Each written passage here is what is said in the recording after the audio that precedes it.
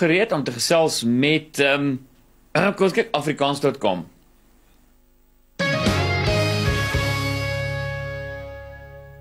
Dit is altyd lekker om te gesels met 'n lopende bron van kennis en hy is ook die voorsitter van die Dagbreek Trust en sy Engelse weergawe van Wat Nou Suid-Afrika met 'n bietjie aanpassings daarbey word vanaand vrygestel. Welkom terug by die groot ontbyt teens Elof. Baie dankie. So op almal se lippe deesdae is moedertaalonderrig. Wat behels dit en hoekom word daar soveel klem geplaas daarop deesdae? Kyk, internasionaal is daar ook 'n oplewing in die bewustheid oor moedertaalonderrig, want navorsing het bewys dat dit die beste taal is om verder te studeer, omdat jy is die eerste taal wat jy leer, is die taal waarin jy begin dink, is die taal waar jy begrippe vorm. En daarom is dit baie belangrik dat jy jou skoolloopbaan ten minste in jou moedertaal voltooi. Dit gee ook die voordeel om ander tale makliker aan te leer. So ek dink dis die bewustheid en dit was ook in Februarie internasionale moedertaaldag. So in 'n sekere sin is die wêreld ons voor soos gewoonlik. Hulle is meer bewus van die belangrikheid van moedertaal as Suid-Afrika. Nou baie kinders gaan skool in hulle tweede of selfs derde taal in Suid-Afrika. Wat is die voordele van 'n kind wat in sy moedertaal onderrig kry? Mense kan kyk dat kinders wat byvoorbeeld na Afrikaans skool gaan, as dit hulle moedertaal is, presteer oor die algemeen beter as syfers wat dit bewys. Dit is eintlik tragies dat so baie veral swart Suid-Afrikaners nie die geleentheid het om in 'n moedertaal onderrig te kry nie. Ek weet as ek baie keer met politici praat, dan persoonlik is hulle bekommerd daaroor, maar hulle voel half hulle kan niks daaraan doen nie. Die regering bewys eintlik 'n bietjie lippediens aan moedertaal en veeltaligheid, maar die punt is weer internasionale navorsing, ons eie navorsing bewys, uitslae in die skole bewys dat iemand wat in sy of haar moedertaal studeer of leer, doen net soveel beter. Dit gee ook die vermoë, en dis interessant, dit is wat mense baie maal nie verstaan nie, om 'n ander taal makliker aan te leer.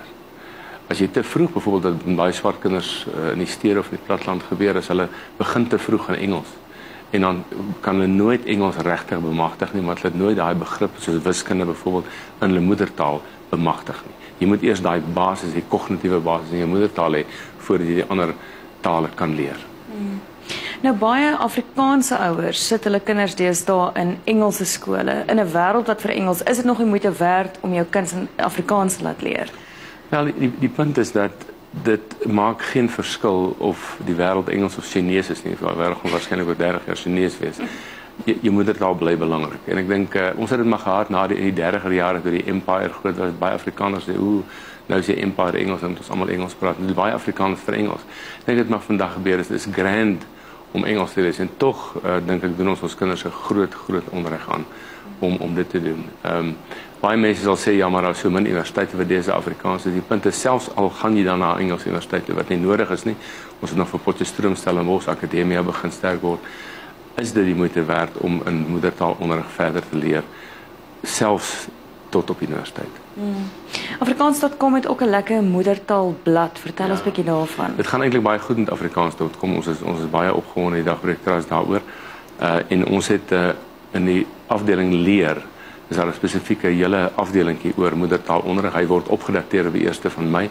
Op die 1ste Mei, so ek dink mense kan gerus gaan kyk as jy 'n bietjie meer inligting, bietjie meer tegniese inligting nodig het, bietjie meer argumente nodig het oor waar moet jy jou kind sit of dit is baie belangrik om 'n kleuterskool al te begin in Afrikaans en daarna laerskool en hoërskool. Dan kan mense gerus gaan kyk by Afrikaans.com. En jou boek word vanaand vrygestel, jou nuwe boek. Jy sê gou vinnig iets daaroor. Wel, Tafelberg het gevoel die Afrikaanse boek het goed gedoen, dalk sal die Engelse boek ook goed doen. So ons het die eerste klompie hoofstukke vertaal en bygewerk. Dit is 'n jaar later en so 3 of 4 nuwe hoofstukke geskryf. Ons sal sien hoe werk dit.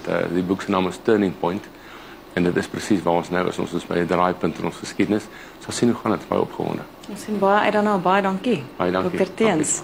Gaan sommer nou en maak 'n draai op die moedertaalblad van Afrikaans.com.